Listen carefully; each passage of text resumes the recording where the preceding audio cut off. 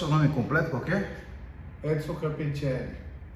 Edson, quando você ouve ou lê em algum lugar, Jornal Cidade de Santos, qual que é a primeira coisa que lhe vem à cabeça?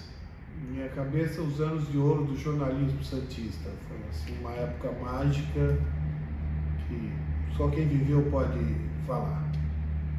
Qual que é a primeira recordação que você tem na redação do Cidade de Santos? Foi uma coisa assim, um sonho para mim, né? Eu cheguei lá com 18 anos e não sabia nem digitar. Na época era máquina de escrever, eu não sabia nem digitar. Foi um amigo que falou que o Cidade de Santos estava dando uma oportunidade para estagiários. Eu fui lá e tive a sorte, acho que foi uma coisa de Deus mesmo, de o editor, o seu Bland, José Alberto de Moraes Alves Bland, ter gostado de mim, ter me dado uma oportunidade. Eu não estaria aqui se não fosse pelo Bland ter dado aquela oportunidade. E eu aprendi a escrever, na época não tinha computador naturalmente, a escrever, a digitar no próprio Cidade de Santos. Você não trabalhava em jornal nesse segmento, então quando você chegou na redação, viu aquele ambiente barulhento lá, o que te passou pela cabeça? Me passou pela cabeça que eu ia poder entrar num time que ia ajudar a mudar o mundo. E queria que você falasse a sua rotina, assim que você começou, como é que era a sua rotina no jornal? Você chegava, qual que eram as suas tarefas? Como todo foca, como a gente chama o jornalista que está começando, eu comecei a trabalhar na área de polícia.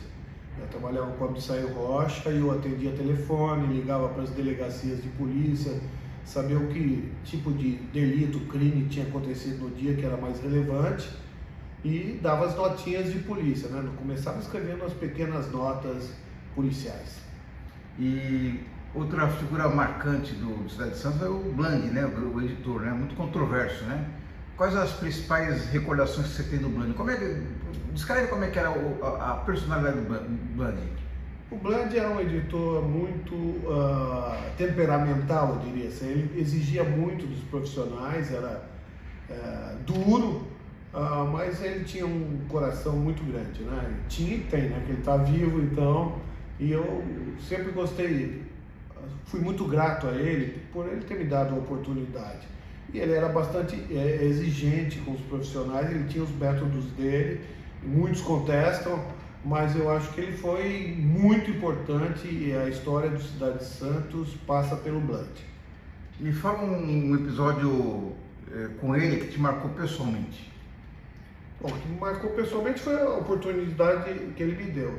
Mas eu tive duas histórias muito relevantes com o Bland, que foi quando eu e o Dami, Marco Antônio Dami, nós descobrimos aqui um contrabando de leite no Porto de Santos. Era proibido importar leite naquela época e a gente fez a matéria e aí deu um bochicho danado, uma repercussão muito grande. Os empresários foram lá, tentaram impedir a publicação e o Bland acabou ficando na dúvida, segurou um dia, aí saiu no Jornal Nacional e no dia seguinte a gente deu uma matéria. Essa foi uma questão importante, que o Bland até fez os caras tomarem, ele falou, vocês estão dizendo que é produto químico, botou no copo, falou, isso aqui é leite, tomou, né? Aliás, conta essa história aí, é uma das mais emblemáticas da cidade. Como é que foi essa história? Então, essa história foi que o pessoal do Porto, que trabalhava no Porto, ligou para o Cidade de Santos, para a gente, né, para o Dami, aliás, ligou até para o Dami falou, tem essa história, vamos lá. A gente percebeu, entrou, cheirou, pôs na boca, viu que era leite, que não era produto químico. E nós fizemos a reportagem. E aí, mas antes tentaram comprar a gente, né? Ofereceram aí uma grana muito alta para a gente não divulgar, porque os empresários tinham muito interesse, né? Não podiam perder era um navio inteiro de leite. E a gente falou, não, nós não estamos à venda. E chegamos, contamos o Bland, eles foram lá, alegaram que era produto químico, ficou aquele impasse. E no dia seguinte o Jornal Nacional publicou, e aí saiu como que um gatinho descobriu que era leite. Na realidade, não foi o gatinho, a informação chegou através do Dami e a gente checou e confirmou isso. E depois a Cidade de Santos deu essa notícia muito forte. A empresa acabou sendo fechada, mas infelizmente o leite também foi perdido, porque era proibido importar leite, infelizmente, mas a lei foi cumprida, né? Não foi distribuído esse leite. E a segunda história? A segunda história foi do arcebispo Lefebvre, que ele estava rompido com o Papa na época, e ele era muito conservador, extremamente conservador. Ele achava que o Papa era liberal, e ele estava um racha terrível na Igreja Católica. Ele veio para dar uma entrevista no Porto de Santos, e ele acabou no navio Eugênio C. E na hora da entrevista ele acabou falando: não, eu resolvi dar entrevista a caminho do Rio de Janeiro. E aí eu e o Nivair Neves, que era o fotógrafo, e eu falei para o Nivair, eu vou escondido no navio. E o Nivair falou: não, mas o Blunt falou para você descer. Eu falei: não, então você fala que não me achou. E eu fui escondido no navio, Oswaldo de Mello também foi escondido. Oswaldo de Mello trabalhando pelo estado de São Paulo, trabalhando pelo Estadão. Nós fomos escondidos, a gente até ficou, passamos a noite, quem nos abrigou foi o Monforte da Rede Globo. A gente ficou na cabine dele, mas viajamos de clandestino. Chegando no Rio, eu fui na sede da Folha, que o Cidade de Santos era do Grupo Folha, e eles estavam desesperados porque a Folha era o único grande jornal do Brasil que não tinha repórter a bordo. Aí eu cheguei lá e falei: mas eu tenho história e tal. Eu publiquei uma página toda, saiu na Folha, mas a minha frustração foi que no dia seguinte, quando eu abri a Folha, eu cheguei do Rio, voltei até de ônibus. Quando eu voltei, peguei o jornal, estava lá meu texto todo da sucursal do Rio. Aí o Blunt ficou muito irritado com essa sacanagem e mandou eu fazer de novo a matéria pelo Cidade de Santos, e aí assinou. Então foram 2 episódios assim bastante marcantes da minha carreira no Cidade de Santos.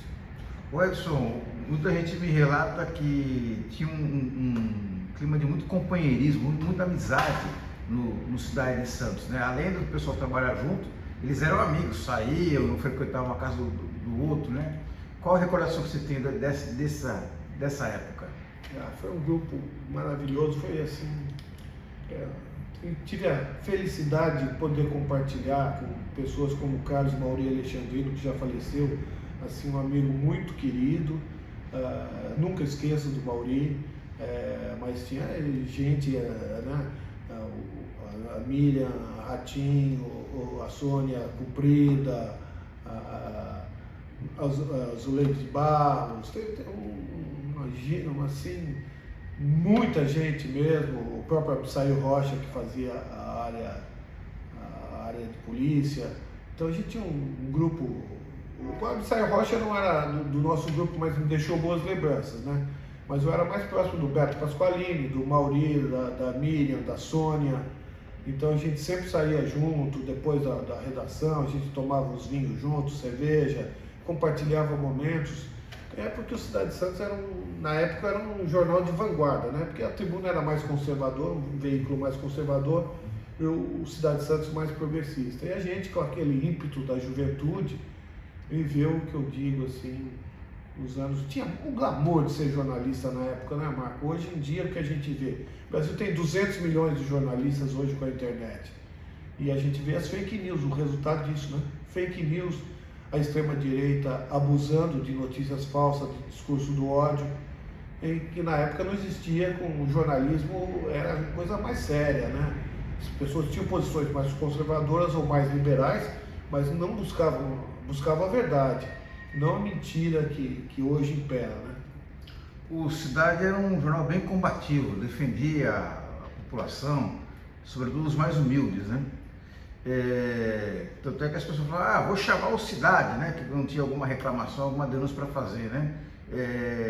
Era isso, Edson? Ou é muito exagerado? Qual que é a sua avaliação?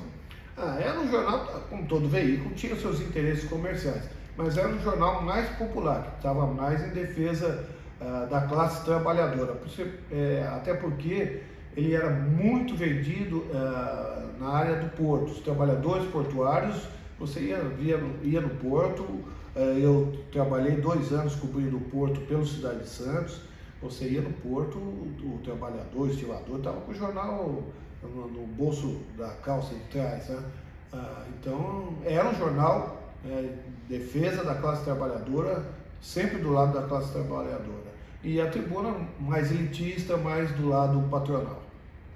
E o Cidade também cobria bastante a parte política, principalmente com relação ao resgate da autonomia de Santos, né? Sim, sempre foi um veículo que defendeu a autonomia, defendeu a liberdade, era um veículo que defendia a democracia, e Santos sofreu muito na época da ditadura, né? Então foi um veículo que eu acho que muito importante, foi uma pena que tenha acabado. Nessa época da ditadura, você recorda de algum episódio assim, de que essa presença dos militares, da ditadura, dos representantes, era no sentido de pressionar a redação, jornalistas? Não, a gente vivia sob censura e acabou, tinha até um problema de autocensura, né? Teve até um episódio que foi muito engraçado, do general de brigada, que a revisora não sabia o que era, o general BDE, o que é esse aqui? Alguém falou, general da banda. E a revisão colocou o general da banda, saiu, aí o general ficou uma fera e foi lá com um monte de soldados, uma confusão, uma pequena confusão, mas no fim acabou em paz. O jornal, a redação era em Santos, mas a parte gráfica era tudo em São Paulo. Na Folha de São Paulo. Em São Paulo, o jornal era enviado para São Paulo e tinha horário de fechamento, essas coisas, né?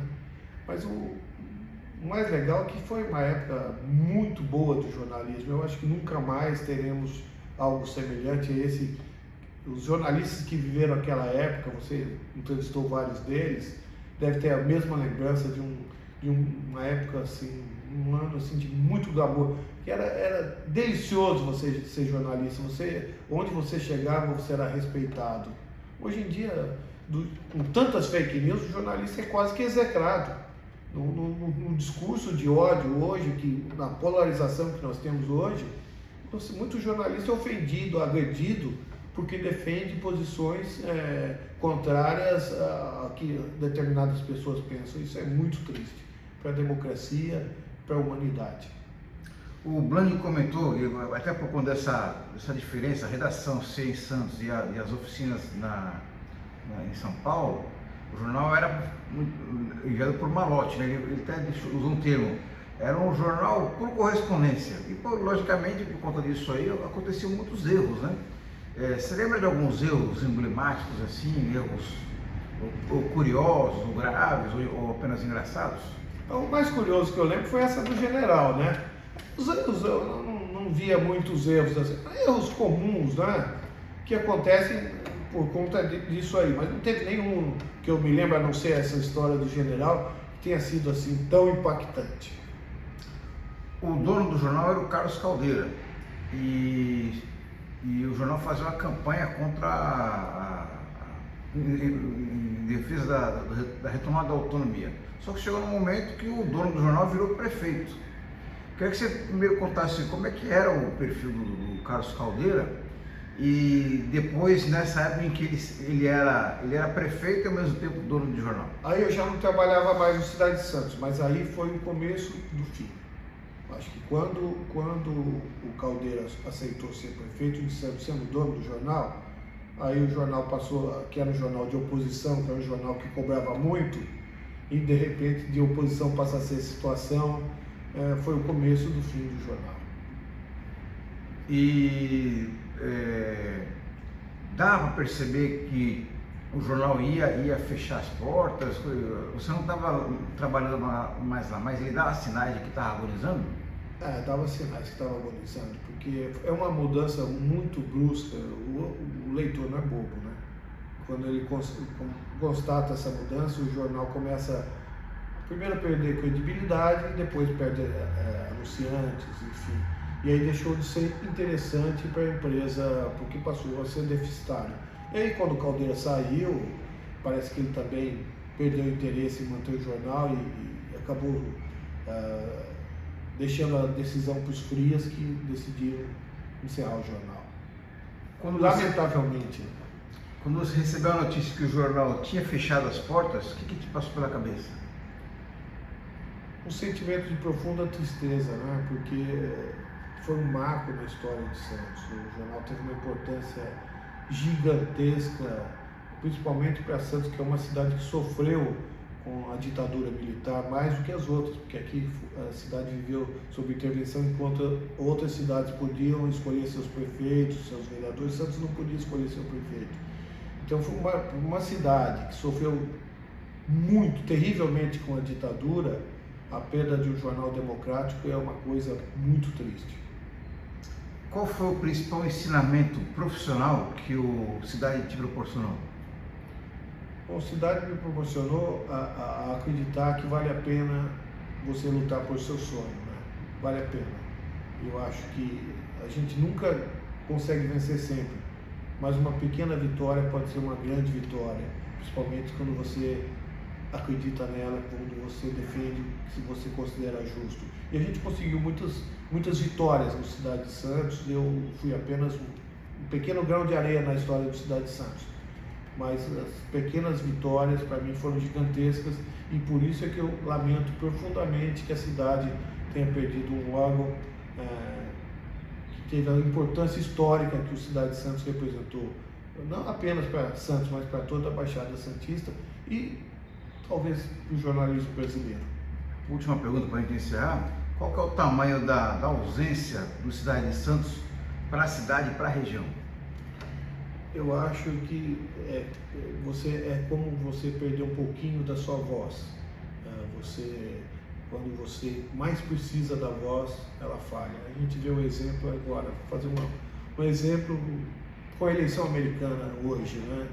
A gente vê o Biden contra o Trump é um pilantra, um mentiroso contumaz, um extremista sem nenhum caráter, e do outro lado um homem pode ter vários defeitos, mas que busca mais seriedade, mais verdade, né? E que está perdendo a sua consciência, está perdendo a sua voz. Eu faço esse paralelo, né? A gente está como... A cidade fica meio que como o Biden, né? Ele vai perdendo sua força, e isso é muito, muito, muito triste. Não só para Santos, né? Para toda a região.